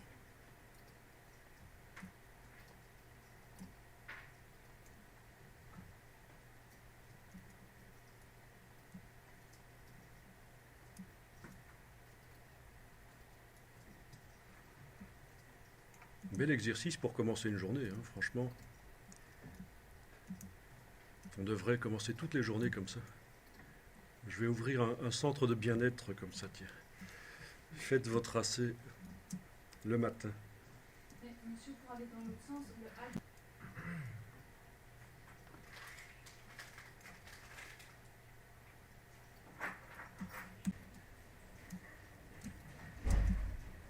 Waouh!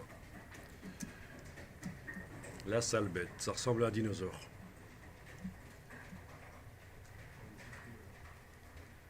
Bon, là je fais à peu près, parce que je ne vais pas y passer des heures. Alors terminer les choses rapidement, si c'est pas très bien fait, c'est pas grave. Il faut qu'on avance dans la matière.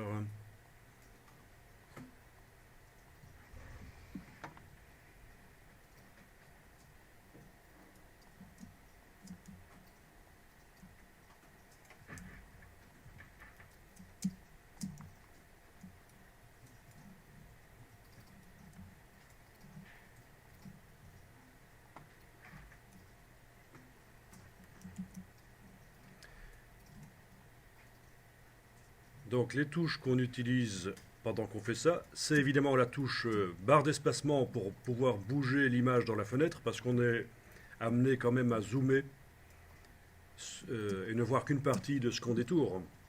Donc la barre d'espacement pour avoir la main pour bouger l'image dans sa fenêtre, c'est essentiel.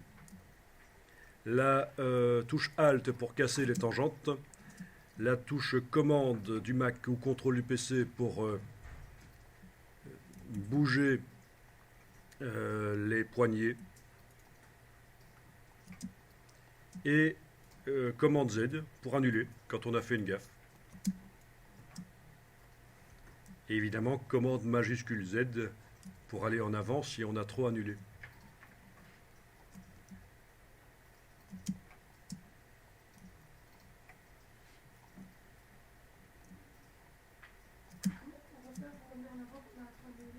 Donc quand on a trop annulé, c'est commande majuscule Z sur le Mac, contrôle majuscule Z sur le PC.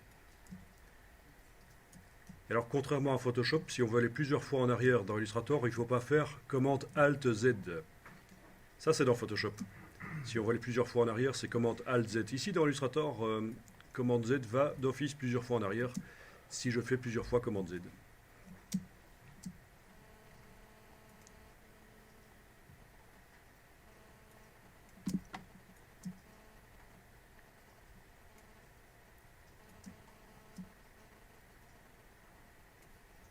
Alors, si vous avez affaire à des vases qui sont déjà sur un fond uni, il y a des possibilités pour que le tracé se fasse tout seul, en fait. Mais ce sera dans Photoshop. Il faut faire une sélection sur le fond, l'inverser, et puis dans le menu de la palette des tracés, la convertir en tracé. Donc, sachez-le, si vous avez des objets sur un fond uni, il y a peut-être une possibilité de faire du détourage automatique. On peut aussi faire des sélections dans Photoshop avec l'outil de sélection rapide, ou avec d'autres outils, plage de couleurs, etc.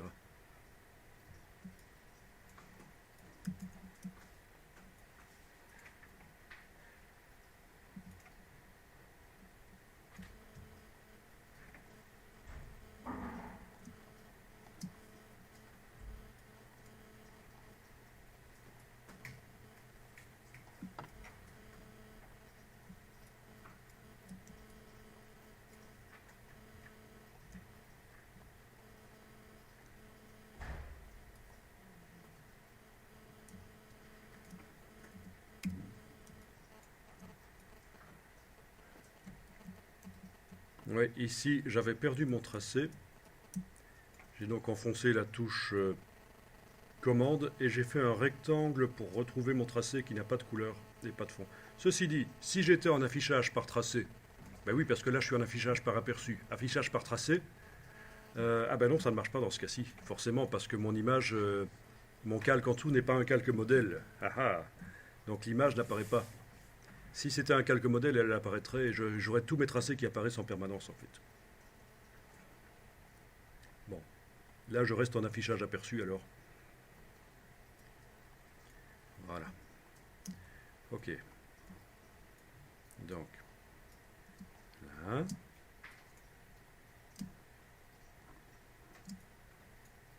Voilà.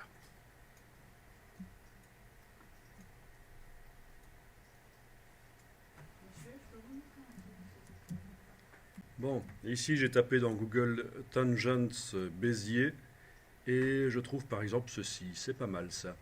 Parce que pour ceux qui ont des petits problèmes pour positionner leurs tangentes, ça explique quand même que les tangentes doivent être eh bien, tangentes par rapport à la courbe. Eh bien oui, c'est surprenant, mais c'est comme ça.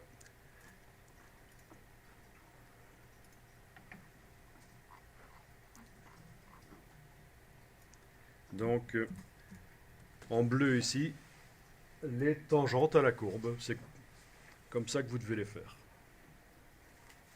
Enfin, dans ce cas-ci, il y a la distance par rapport au point central, le point d'ancrage, la distance de chaque poignée est identique. Mais chez vous, ça ne doit pas être comme ça. Si vous appliquez la méthode de Adobe, la méthode de la micro-tangente, ce ne sera pas comme ça. Mais en tout cas, la position de la tangente par rapport à la courbe, ça doit être la même chose chez vous.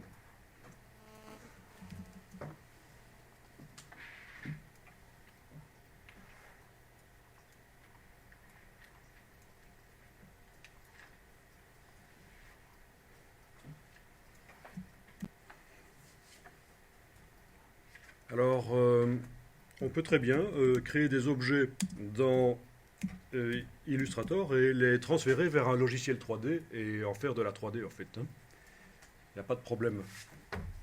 Illustrator peut servir à faire de base à la création d'objets 3D.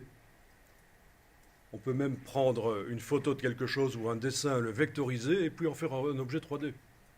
Par extrusion, révolution, enfin plein de techniques pour au départ de quelque chose de plat en faire un volume en fait.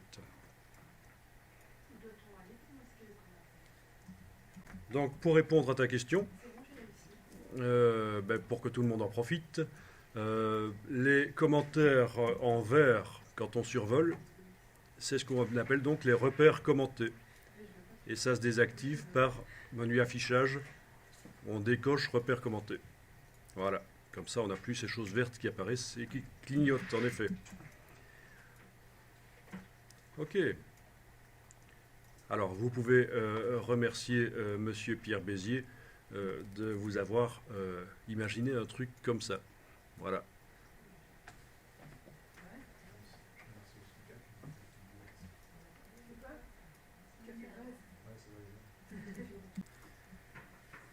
Bien, vous avez enregistré votre document avec tous vos tracés.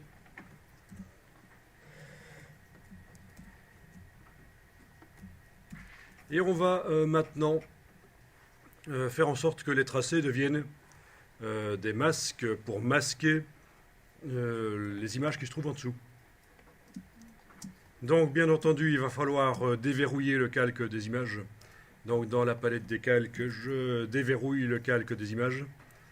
Il n'y a pas besoin que le tracé et les images se trouvent sur le même calque pour que ça marche. Mais il faut savoir qu'une fois que le masquage sera fait, ils vont se retrouver sur le même calque. Parce que là, c'est pas possible qu'il y ait un tracé sur un calque qui sert de masque pour une image qui se trouve sur un autre. Mais actuellement, au moment de faire le masquage, ils peuvent être sur des calques différents. En fait, les calques, c'est vraiment un système pour organiser votre travail. Et en fait, Illustrator ne s'en occupe même pas quand on fait des opérations sur les objets. Tant que les calques ne sont pas verrouillés, évidemment. Donc, je vais ici sélectionner à la fois l'image et les tracés. Donc, j'englobe ça avec la flèche noire. Voilà. Et je vais demander de masquer. Donc pour qu'un masque fonctionne, il faut que le tracé qui masque se trouve au-dessus, dans l'empilement des objets, dans la palette de calque, au-dessus de ce qui va être masqué. Mais c'est le cas. Le tracé se trouve au-dessus de l'image. Objet, masque d'écrêtage, créé. Voilà.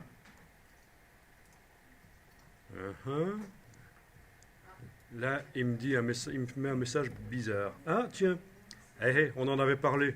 Regardez ça. J'ai un point perdu là. C'est lui qui me pose le problème.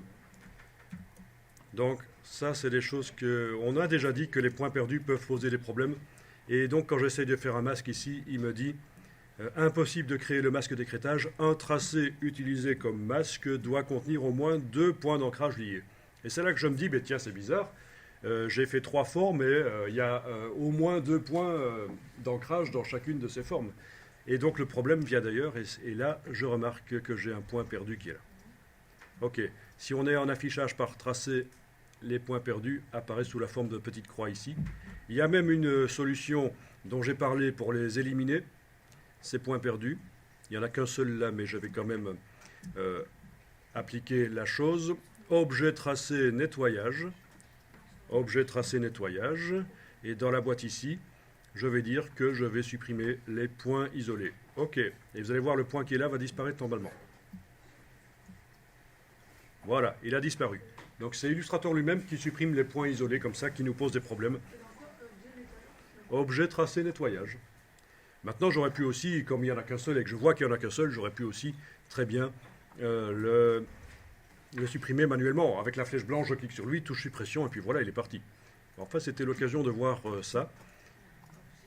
Donc, je suis content parce que je génère des problèmes pour vous apprendre des choses sans même m'en rendre compte. C'est la vraie vie, quoi. Ok, maintenant j'ai sélectionné à la fois l'image et les différentes portions de tracé. Donc il y a 3 portions de tracé dans mon cas. Si vous n'avez pas fait le petit trou ici, c'est pas grave. Simplement, c'est le genre de choses, le détail qui tue, quoi. Donc on va sélectionner l'image plus les tracés. Objet masque d'écrêtage créé. Voilà. Et ça ne fonctionne pas. Parce qu'en fait, c'est un objet qui sert à masquer. Et là, nous en avions 4. Et c'est le dernier qui a été fait qui a servi de masque. Donc, c'est complètement foireux. Donc, je vais devoir annuler le masque. Je sélectionne l'objet, écrêter le groupe, parce que c'est ça le résultat du masquage. Ben oui. Et je vais dire objet masque d'écrêtage annulé. Voilà. Donc, je reviens à la situation initiale. C'est vrai que faire un CTRL Z sur PC, commande Z sur Mac aurait pu fonctionner. Oui. Enfin, si vous avez fait d'autres choses entre-temps, bon, c'est toujours bien de savoir ça, comment annuler un masque d'écrêtage, comment revenir à la situation initiale. Mais du coup, Oui, bien vu. elle a fait un pomme Z, elle a été... Bien vu. L'image, en effet, suite au masque d'écrêtage, a été transférée du calque 1 vers le calque 2. C'est parce que je vous l'avais dit, hein, quand on fait un masque d'écrêtage, le tracé qui masque et l'image doivent être sur le même calque, en fait.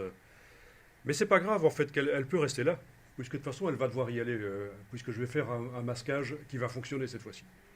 Elles peuvent toutes quitter le calque 1, au final, c'est pas un problème. Bien. Et donc la solution va être de sélectionner les tracés, les 3 portions tracées ici, les 4 qui servent à faire le masque. Donc flèche blanche plus, je clique à côté, puis je vais cliquer sur le bord, mais ça risque d'être foireux, avec la touche majuscule. Enfin, j'y arrive quand même, avec la flèche blanche plus. J'aurais pu même faire avec la flèche noire d'ailleurs, en fait, parce qu'ils ne sont pas groupés. Bon, mais ça, c'est pas une solution super facile. La solution plus facile, c'est de verrouiller l'image et avec la flèche noire de passer par-dessus tout. Et donc, les 4 portions de tracé se sélectionnent sans que l'image ne se sélectionne. Mais après, je vais devoir la déverrouiller parce qu'elle va servir à faire dans le masquage, évidemment. Mais c'est pas tout, hein. On ne va pas faire le masquage tout de suite, sinon on va retomber sur le même problème. Bon, et donc, ce qui sert à masquer une image dans ce cas-ci, c'est un objet. Et j'en ai 4. Il faut que je les réunisse en un seul. Et pour ça, on va faire ce qu'on appelle un tracé transparent. Alors, on utilise le terme tracé transparent. En anglais, ils appellent ça compound path. Donc, la traduction tracé composite est meilleure, en fait. Parce que tracé transparent, ça vous laisse supposer qu'il va y avoir de la transparence. Mais en fait, ce n'est pas de la transparence, c'est des trous que ça fait. Alors, le tracé transparent, on le fait. Menu Objet, tracé transparent, créer. Voilà.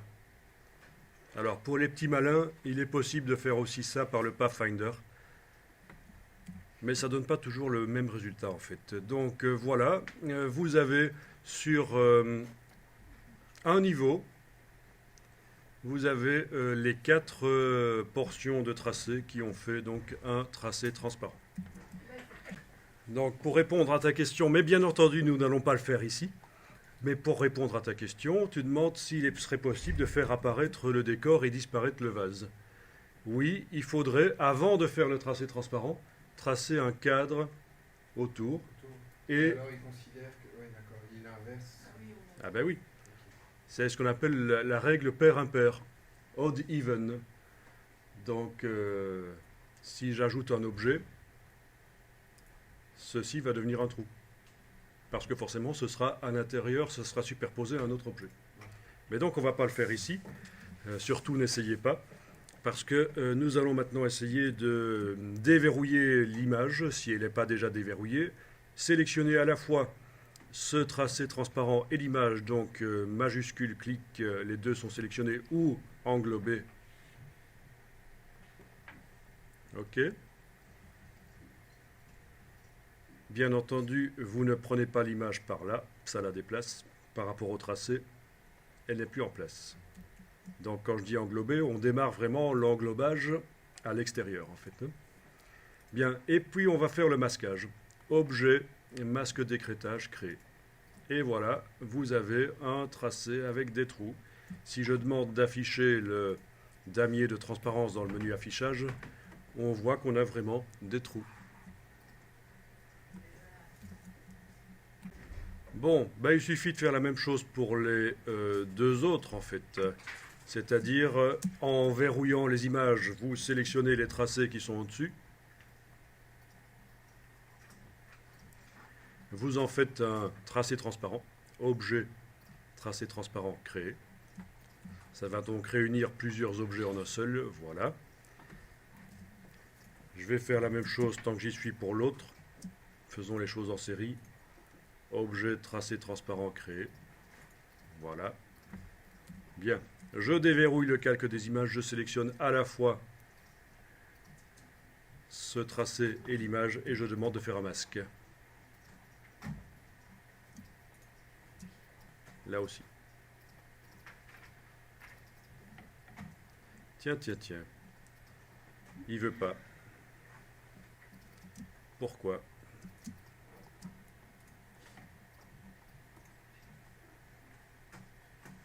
Voilà, il veut bien. Bizarre.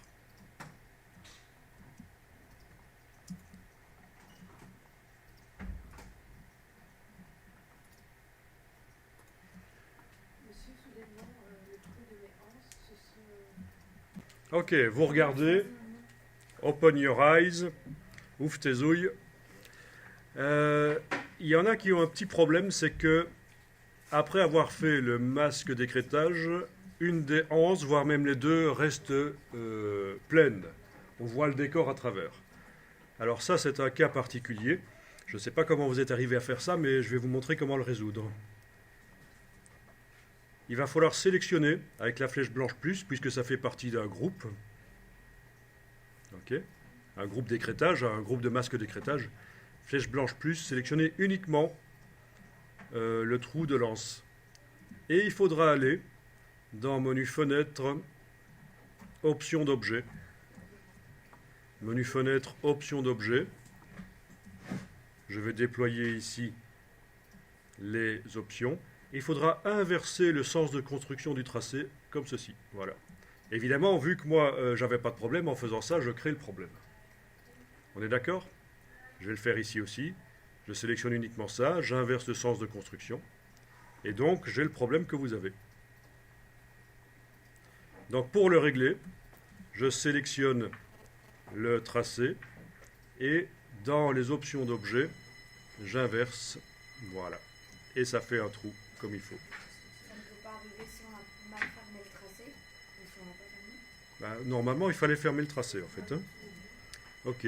Bon, typiquement, c'est le genre de problème quand on vectorise des esperluettes. Vous voyez ce que c'est une esperluette? Non? Ok. Éloignez les enfants. Parce qu'une esperluette, c'est une espèce de super turlute, en fait. C'est ça, en fait, les esperluettes. Bon. Quand vous serez à la question pour un champion, vous pourrez sortir maintenant ça. Esperluette. C'est le nom qu'on donne au haies. On appelle ça le haies. Comment vous appelez ça d'habitude, le haies? Le haies joli? Le haies joli, voilà. Mais voilà, c'est une esperluette. Et alors, typiquement, le genre de problème que vous avez avec un trou qui ne fait pas un trou, pourquoi? Parce qu'on a, quand on vectorise ce genre de choses, on a différents trous et parfois l'option de vectorisation, le moteur de vectorisation de Illustrator ne s'en sort pas. Et il faudra aller, avec la flèche blanche plus, sélectionner un des trous et inverser son sens de construction. Même si ce n'est pas vous qui l'avez construit, même si c'est Illustrator qui l'a construit en fait. Bon, c'est un peu ça qu'on a ici. Hein. On a un objet avec 2 trous, voire même 3 à l'intérieur.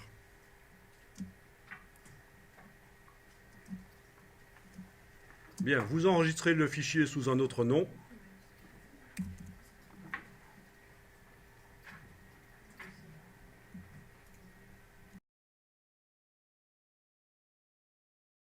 Vous pouvez enregistrer le document sous le nom. Déjà, vous pouvez l'enregistrer sous le nom 3 vases pour avoir vraiment la dernière version de ces vases détourés. Mais juste après, nous allons faire un document forme diffuse. Alors, je vous dis tout de suite, si vous deviez utiliser ces vases pour les mettre dans une illustration et donner l'impression qu'ils sont posés sur un sol, il faudrait faire une ombre floue dans Illustrator, mais ça ne marche pas très bien. C'est mieux de le faire passer dans Photoshop. Donc ça, je vais garder pour peut-être après vous montrer comment faire une ombre dans Photoshop. Parce que dans Illustrator, il faut prendre une ellipse noire et lui mettre un flou sur elle. Mais c'est pas génial, c'est pas réaliste. Les ombres réalistes, vous les ferez dans Photoshop. Donc on reviendra au vase pour les poser sur un sol, mais là, on va changer un peu de sujet. J'enregistre donc le document sous le nom Forme diffuse version 1 dans le dossier d'aujourd'hui.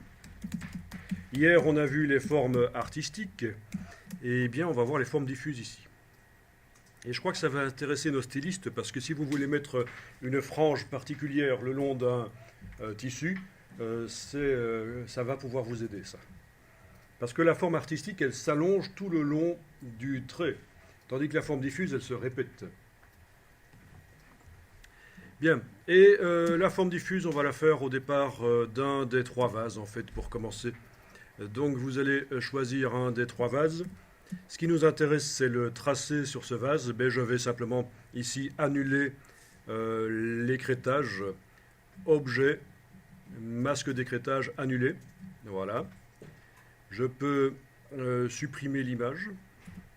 Je vous rappelle qu'on travaille dans un fichier qu'on a renommé. Donc on ne risque pas de perdre tout ce qu'on avait fait dans les précédents. Avant d'enregistrer ce fichier ici sous le nom forme diffuse VS1, je l'avais enregistré sous le nom vase, 3 vases. Donc pas de risque de perdre tout ce qu'on a fait. On est d'accord, hein? Vous avez fait ça. Hein? Vous avez d'abord enregistré sous le nom 3 vases, puis vous avez à nouveau enregistré sous le nom forme diffuse. Donc on ne perdra pas nos vases avec les images détourées. Ok, donc ce vase, je vais lui mettre une couleur de fond. Et normalement, vu que c'est un tracé transparent, Pardon, monsieur, juste l'étape avant. voilà, je vais lui donner une couleur.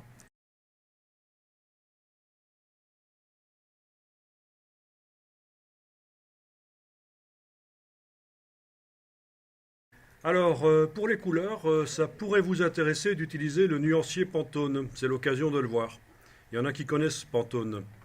C'est donc une marque qui fait des catalogues de couleurs. C'est pas la seule, mais c'est la plus connue dans le monde du graphisme.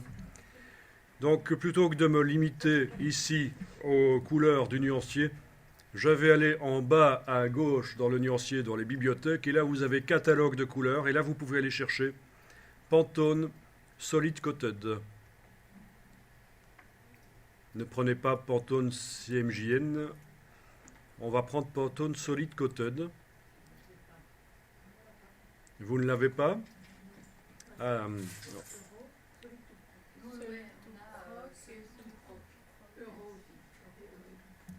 Donc dans CS4 français, ce sera le catalogue de couleurs qui s'appelle Pantone couché. Comment c'est indiqué? Ça y est, j'ai oublié maintenant. Pantone solide, quadri couché. Non, Quadrille non Solide couché, tout proche. non, pas quadri. Solide tout proc. Non, je retourne. Opaque non couché. Voilà, Pantone opaque couché correspond à Pantone solide coated. Ça veut dire la même chose en fait. Bien, et vous avez donc une palette qui s'ouvre. Et cette palette, vous pouvez demander d'avoir des vignettes plus grandes si vous voulez. Voilà, liste de grandes vignettes. Voilà. Ou affichage par grande vignette. Et donc, chaque fois que vous cliquez sur une des Pantones, elle se met sur l'objet qui est sélectionné, sur son fond, et elle s'ajoute au nuancier.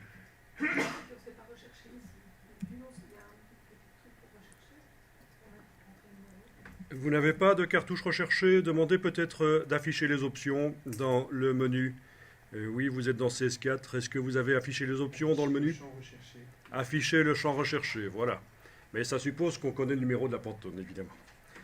Qu'on l'a repéré dans un nuancier. Ok, alors vous remarquez que les Pantones ternissent. Par exemple, ce vert ici, quand je le mets, ça va encore. Ce rose ici, waouh. Alors là, si vous devriez voir quand même la différence en fait. Hein. Bon, vous savez à quoi c'est dû? Ben, nous sommes dans un document Illustrator CMJN. En effet, on va aller changer ça. Fichier, mode colorimétrique du document, couleur RVB. Voilà. Ça, c'est la Pantone que je voyais, bien rose.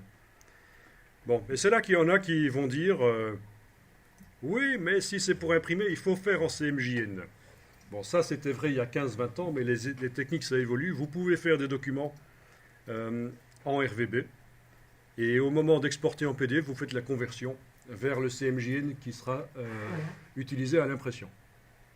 OK? Donc je ne dis pas, au moment où vous faites l'export PDF, vous faites une conversion vers CMJN. Je dis, au moment où vous ferez donc l'export en PDF, vous ferez une conversion vers le CMJN qui sera utilisé à l'impression. Parce qu'en fait, des CMJN, il y en a plusieurs. En fonction du type de papier que vous avez utilisé et la technique d'impression, ce n'est pas la même quantité d'encre qu'il faudra pour essayer de reproduire le plus proche possible les couleurs qu'on aura choisies dans le document RVB. Ben oui. Le papier influence beaucoup le rendu des couleurs. Donc il y a plusieurs types de CMJN. Voilà. Mais donc, moralité de l'histoire, vous pouvez faire vos documents en RVB, comme ça vous avez des couleurs bien vives qui seront visibles sur le web à l'affichage, si vous utilisez vos illustrations sur le web. Et on fera la conversion quand on exporte en PDF. On a déjà fait ça, non? Ou c'était à la formation InDesign qu'on a fait ça? Ah, on a fait aussi, je pense. Je vous avais montré rapidement que c'était là que ça se passait dans l'export PDF, à la rubrique sortie, qu'il fallait demander une conversion vers la destination et indiquer la norme que l'imprimeur vous donnera, enfin le type de profil, en fonction du type de papier que vous aurez choisi chez lui. Ok, donc je vais enregistrer le document et nous allons faire une forme diffuse au départ de ce vase. Mais on va peut-être le réduire quand même, parce que là, la dimension du vase, c'est la dimension qu'il aura quand je vais l'utiliser avec le pinceau pour dessiner, ou quand je vais mettre la forme diffuse sur un objet qui existe déjà. Donc c'est un peu grand. On va faire un petit vase. Donc on va réduire ça. Ne mettez pas de contour dans un premier temps, ce sera plus simple. Et alors je prends l'outil de transformation et touche Alt majuscule, voilà, je vais le réduire, voilà. Il est minuscule là, ok. C'est pas mal pour faire une brosse. Après on pourra l'agrandir bien entendu. On a vu d'ailleurs, ce sera le même principe que les formes artistiques, on peut les agrandir, les réduire. Et en dupliquant éventuellement la forme, la brosse dans la palette des formes, ce sera mieux.